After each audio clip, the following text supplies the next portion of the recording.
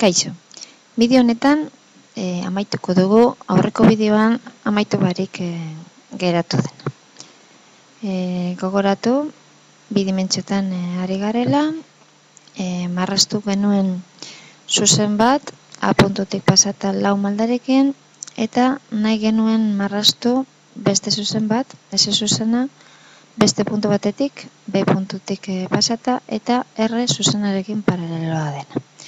Horretarako, paraleloak komandoa erabiltzen da, eta lortzeko komando hori, edo zuzenean idatzi, teklatorekin paraleloak, zeren paraleloa eta nondik pasata, edo bestela hemen paraleloak ikonoarekin, geometria menuan, pasakatuz gero, agertzen zaigu, ez dute hori egingo, jabadikoat idatzita, paraleloak eta hemen lekua idazteko lerro ipintzen da, zuzen bat ipintzeko eta puntu bat. Zeren paraleloa eta nondik pasata adierazteko. Gero hemen idatziketa daukat, marrazteko R zuzena gorriz, eta gero bestetik S zuzena eta B puntua, biak urdinez. Kalkulatu botoia sakatuz gero, ikusten dugu irudia, tabloian R zuzena gorriz, S zuzena urdinez, eta S zuzena B puntutik pasata, nahi genuena. Horretaz aparte, geometria menuan ikusten dugu zirkunferentzia ikonoa, hemen beste bat eta hemen beste bat. Hirurak ikusiko ditugu, datuak, ematen diren datuak ezberdinak direlako. Lehenengo honekin, zentroa eskatzen dugu, batetik eta erradioa. Zentroa puntu bat esan behar da,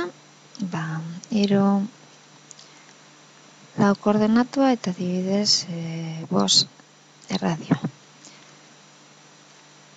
Sakatuz gero, emaitza da zirkunferentziaren ekuazioa.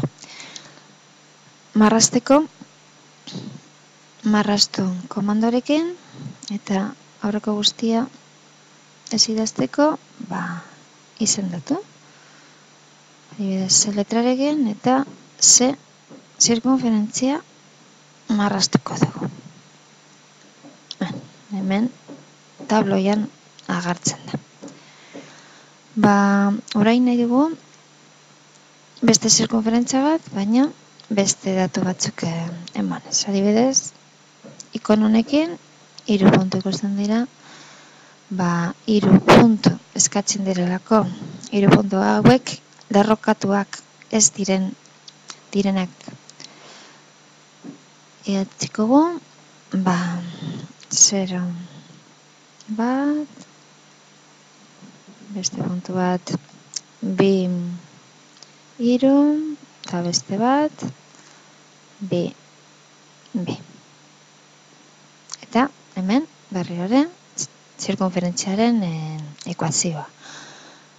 Marraztu nahi dugu, izendatu, eta marraztu komandoarekin, Z zirkunferentzia marraztuko. Eta hemen agertzen zaigu gure zirkunferentzia. Eta azkenik, hemen dekogu beste ikono bat, zirkunferentzia, eta hemen eskatzen da zentroa eta puntu bat, nondik pasatzen den zirkunferentzia. Zentroa, puntua denez, hemen, puntuarekin, koordenatuak 3, 3, eta nondik pasata, puntu 0, eta 2 koordenatu dituen.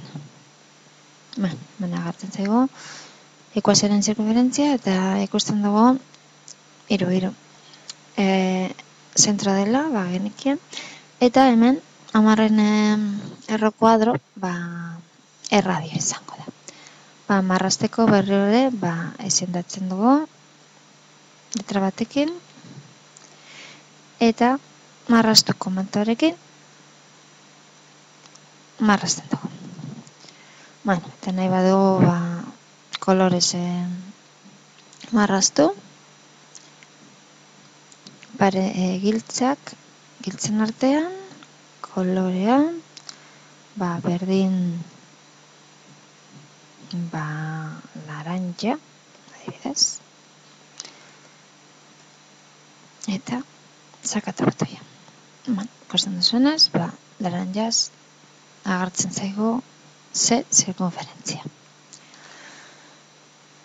Orain arte, puntuak, zuzenak, zirkunferentziak, konikak marraz ditzakegu, hemen daukagu dagokion ikonoa, konika agertzen da idatzita, eta sakatuz gero, 5 puntu eskatzen dira. 5 puntu nahiko direla konika bat definitzeko. Jango gara sartzen, puntu guztiak, 0, 1. Beste puntu bat, 8, 2. Beste bat, 1. Beste bat,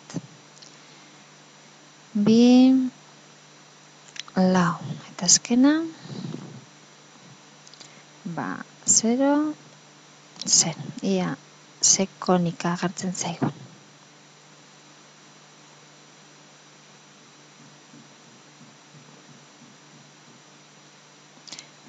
Hemen agertzen zaigu ekuazioa ikusita, agian ez dakigu zenolako den, parabola, hiperbola, edo, marraztu egingo eta jakingo zer daukagu. Izendatu, adibidez letrarekin, eta marraztu komandorekin, konika ikusiko. Hiperbola bat daukagu. Horretaz aparte, bai zuzenak, zirkunferentziak eta konikak, ekuazioa zuzenean ematen badugu, marraz dezakegu. Ikus dezagun adibide bat. Marraztu, eta ipiniko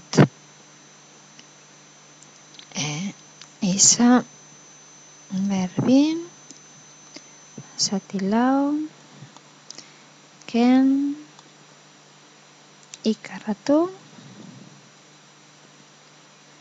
zati bederatzen, berdin, bat adibidez.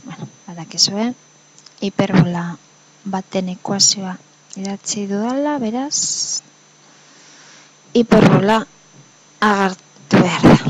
Hemen daukagu gure hiperbola. Honekin amaitutzat emango dugu bideo hau.